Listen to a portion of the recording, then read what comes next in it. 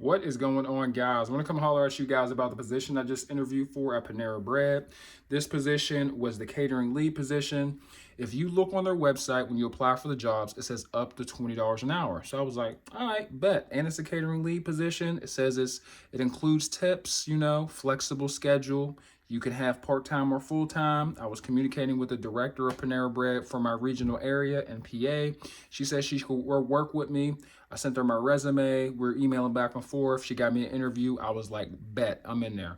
So, I sit down, I stroll in Panera Bread in my best business casual attire. It was really just a fleece and a button up with some khakis. You feel me? Nothing too crazy. It's Panera Bread. So, I stroll up in there, sit down with the manager, and we're going over the position, And anybody that knows me, I'm really good with my social skills. I come prepared. I know everything about Panera, the position, the pay, the requirements. My resume, speaks for itself. I do have a heavy IT background, for my resume and for my cover letter, but I also have a lot of restaurant experience because in high school, I worked at this restaurant called Eaton Park. I did literally every position inside the restaurant. So, and I'm safe, serve safe certified, so that means like by the state regulations, I'm like approved to give food and beverages and stuff. Like, it's a big deal. Not really, no one cares. But so I'm sitting down with the manager and we're going over the position. It's exactly what it sounds like. Serving soups, serving salads, serving sandwiches. You feel me? So we're going back and forth and she's like, so what made you pick Panera Bread? I'm like, I need money and I need it now. But no, in all seriousness, I'm like, my job is stressful. I want less stress. I want to be able to pay my bills. And I'm already staring at the computer screen. Anybody that may or may not know, I'm trying to get some IT certifications and trying to learn as many skills as possible so I can get employed in the tech industry, which I will show you guys later on once I'm highly successful. Not just successful, highly successful. So I was explaining to her that me staring at a computer screen for 8 hours a day and then continuing to stare at a computer screen for an additional 2 to 4 hours a day is kind of taxing and is very stressful. So I would like to take the load off of myself mentally. And, as far as, the stress goes, because I'm in the mortgage industry, dealing with people getting their house foreclosed on, people's taxes all messed up, their well-being, is being threatened, their way of life in itself. The roof over their head is being compromised potentially. Very stressful, not a good time. So I'm like, I just want out, So we're going over the position and she tells me I'm going to be getting orders together. Great.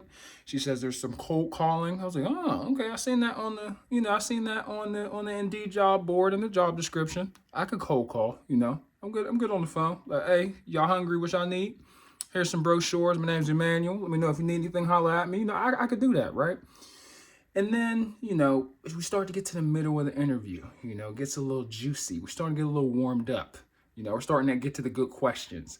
How much do you want for pay, right? She's like, did you talk to the director? Because I was emailing the director, and the director got me in communications with the general manager. She's like, did you talk to the director? I was like, yeah, I talked to her. Very nice lady, right? She's like, what did she say as far as pay goes? I was like, well, and this is how you gotta position it. If you ever want more money, and it says in a different place that you didn't apply that they're offering more money or the range is more, you don't mention to the person about you wanting more money until you're sitting down in front of them. So I was like, well, I spoke to the director and they said $18. She said $18 an hour. That's what the director said. But I was like, but when I applied, it said up to 20. I came for 20. I'm coming for that bag, right? So, I'm like, here's why. 5 years experience in the restaurant industry. 10 years doing customer service, because technically tech support, IT, help desk, helping people, end user support is technically a form of customer service. I'm extremely tech savvy, I have good references. I got what you need, so I'm gonna need you to run out 20. She's like, I can send an email. This interview's going pretty good. I could do that for you. I'm like, that's what I'm talking about. So the interview continues, we're getting to the real good stuff now. She's going over what's not included in the job description for this catering lead position. So you would have to use your own vehicle, to transport the catering. I was like, I'm like, in my car. She's like, yes, in your car. I'm like, once you get one of these faces, interesting. Started going south a little bit. She's like, we have an incentive. I'm like, okay, what's the incentive for me to drive? She's like, you get 58 cents per mile. I drive what you see on my YouTube channel. If you see me in traffic, holla at me. I drive a Ford Edge. It's a gas guzzler, about 18 to 24 miles to the gallon. I'm like, absolutely not. Me driving, 100 plus miles a day just ain't happening if y'all ain't paying for gas. That's not even including, wear and tear on my vehicle. So I let her know that I'm going to need some time to think about it. So it's going to be a slow no because I'm really trying to get a different position. And this is what you got to do. Always leverage, never burn bridges. I'm just trying to leverage, a reference from her, pass a good word to the director. That way I can go to a different location that don't require for me to drive. And I'm going to tell you why. So she's like, you're going to have to drive from location to location to drop off the orders. And you're going to have to do what they call buzzing. So what buzzing is a form of sales where you go either to business or you go to events. So an event could be a concert, it could be a 5K, it could be a convention where like a business convention or a business expo, and you drive there. They pay you hourly. Not only do they pay you hourly, they also give you the mileage per the 58 cents per mile, which there's no radius. This is why the 58 cents per mile doesn't mean jack, is because there's no radius for these orders. So it's not like, hey man, like, yeah, we're having you drive and use your own car and your own gas, but you're not going to be going outside of your 15 minutes or your 15-minute radius or your 10, 15 mile radius. And she started giving examples of what a long order would be considered, which she was like, yeah, the longest one we had in a minute was like 15 miles.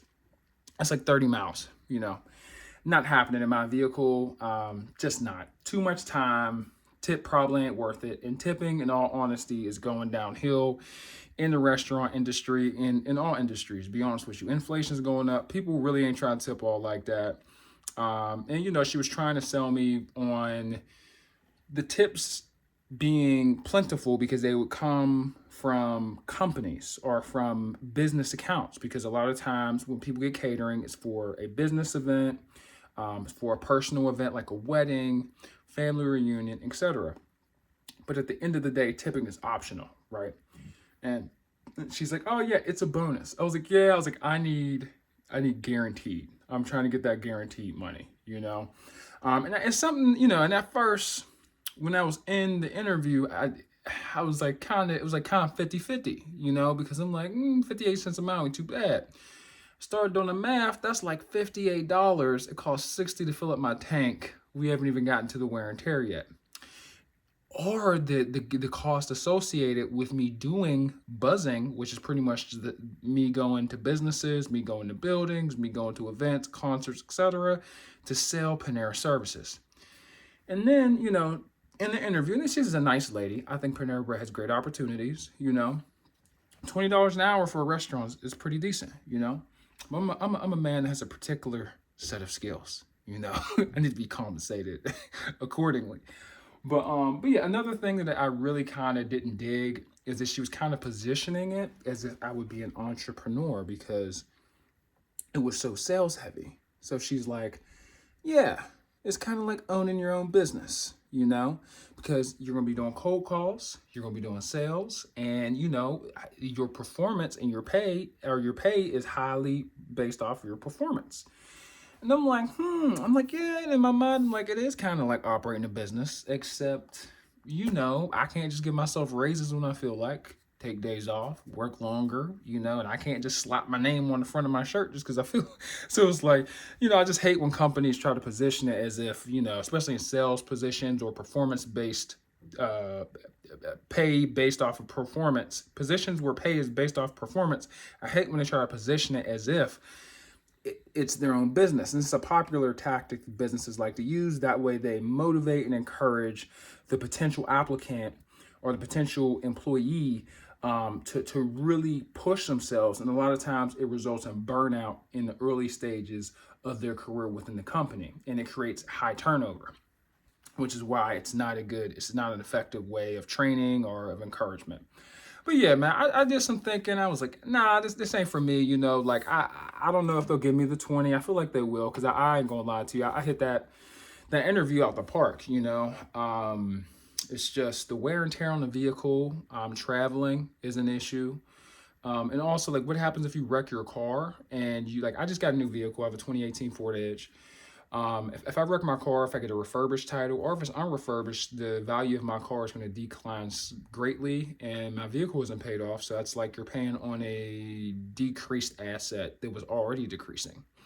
So you're, pretty much just paying off a decreasing asset that is damaged. It's like a double negative, so it's no good. But I got a good vibe from the manager and everything, the company as a whole, and they did just get bought by I can't remember the group, the name of the company, but like Taco Bell, Applebee's, there's like a father company, there's like a group, like a restaurant group. They're like a father company that manages all of these franchises.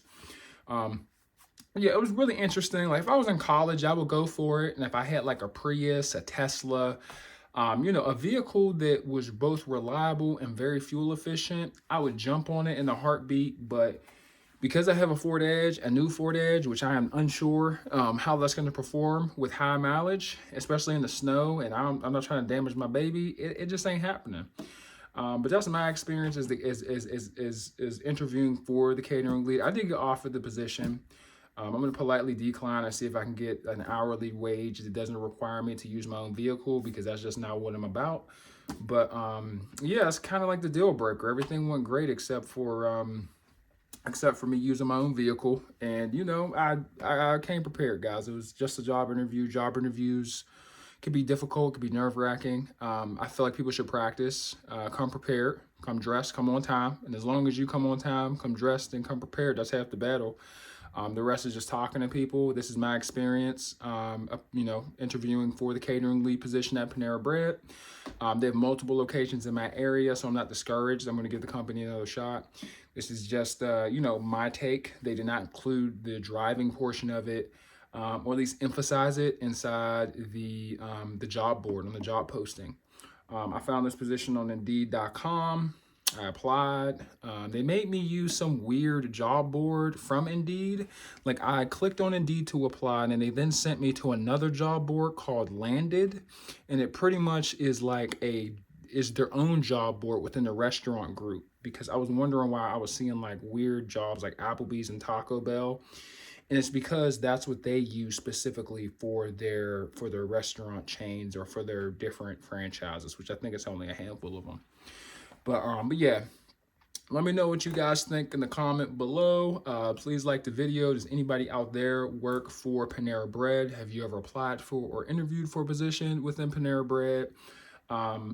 This is just my honest review. I'm just trying to get a position that's less stressful, that allows me to pay the bills. Just trying to hit $20 an hour. It is possible. I'm probably going to go back to IT and find me a help desk job from home, because the one I got right now is a little stressful. As you can see, this is my workstation, but just, it's real customer service heavy. I don't want to be talking to people, like on the phone about their mortgages or taxes or their loans or about anything. I'll communicate through email, but you yelling at me through the phone, those days are over. 2023 about to hit different. Hopefully it hits different for you guys too, and you have great changes. I know I sure do. Please stay blessed. Let me know what you guys think. Please like and subscribe to support the channel. Have a great week, guys. I'm out. Peace.